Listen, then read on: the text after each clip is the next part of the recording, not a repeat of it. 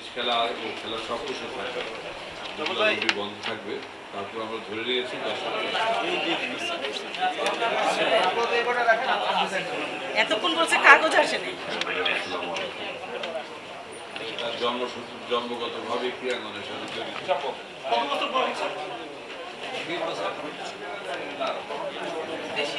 জানিয়েছি তারা এখন ওই সাবজেক্টগুলো বলে নাই। আসলে জাতীয় ক্রীড়া দিবসের সময় এটা নতুনভাবে আবার পুনর্জীবিত করার প্রশ্ন আসছে, যে মাননীয় মন্ত্রী বলেছেন যে এটা শুরু করেন আবার, তাই উৎসাহ উদ্দীপনা নিয়ে শুরু করতে যাচ্ছে। এখানে আর্চারি, কাবাডি, ভলিবল, প্যারা ইভেন্ট থাকবে, স্যাপাটাকরা থাকবে, খোখো থাকবে, কান্ট্রি গেমসের কিছু থাকবে, তারা অনেক কিছু প্রদর্শনী দিবে, লাঠি খেলা থাকবে, বলি খেলা। লাঠি খেলা আমাদের আগে হয়েছে, এই প্রথম বলি খেলাটা আমরা অন্তর্ভুক্ত করেছি।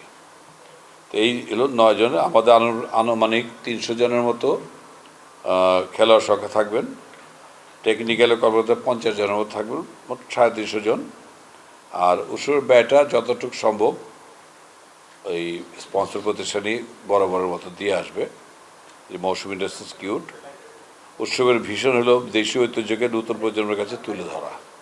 আমাদের কিন্তু অনেক বিলুপ্ত প্রায় গ্রামীণ খেলাধুলা আছে, আমরা কিন্তু ভুলে গেছি। আজকে যে আমার সন্তানকে জিজ্ঞাসা করি হাডুডু কি, বলতে পারবে না। দাঁড়িয়ে বাঁধা কি, বলতে পারবে না। কাবাডিটা ছেড়ে, যেহেতু এটা আধুনিক ভাষায় চলছে, কাবাডিটা সবাই জানেন। উৎসবের পদক সংখ্যা আমরা এটাতে যেহেতু কোনো প্রতিযোগিতা ওইভাবে আমরা করবো না, একটা উৎসব মানে কার্নিভালের মতো করছি, আমরা যে 250 জন খেলোয়াড় থাকবে সবাইকে আমরা পদক দেব।